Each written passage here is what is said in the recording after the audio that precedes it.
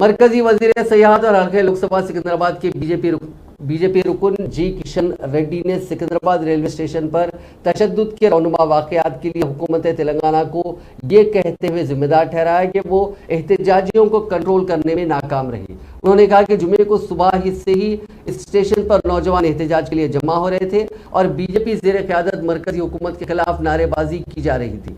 किशन रेड्डी ने कहा कि किसी भी मसले की यकसोई के लिए तशद्दुद कोई हल नहीं होता। उन्होंने सवाल किया कि आया टू व्हीलर्स और रेलवे कोचेस को आग लगा देने से मसले की यकसोई हो सकती है। उन्होंने कहा कि बीजेपी हुकूमत ने वसीतर मुशावरत के बाद इस स्कीम का ऐलान किया। नई दिल्ली में ज़राए अबलाग के नुमाइंदों से बात करते हुए उन्होंने मजीद कहा कि इस तशद्दुद के लिए तेलंगाना हुकूमत जिम्मेदार है क्योंकि वो तशद्दुद पर काबू पाने में नाकाम रही।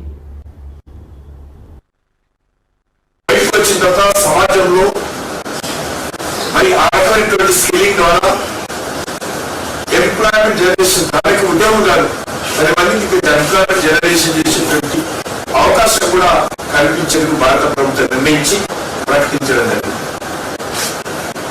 ఇది కంపల్సరీ స్కీమ్ కాదు కాబట్టి ఈ రకంగా మరి దీని మీద అనేక రకాల అపోహలు సృష్టించేటువంటి ప్రయత్నం చేస్తా ఉన్నారు। మన పక్కన ఉన్నటువంటి కొన్ని దేశాలు చేస్తున్నటువంటి కార్యక్రమాలను దృష్టిలో పెట్టుకొని ఈ విషయంలో గత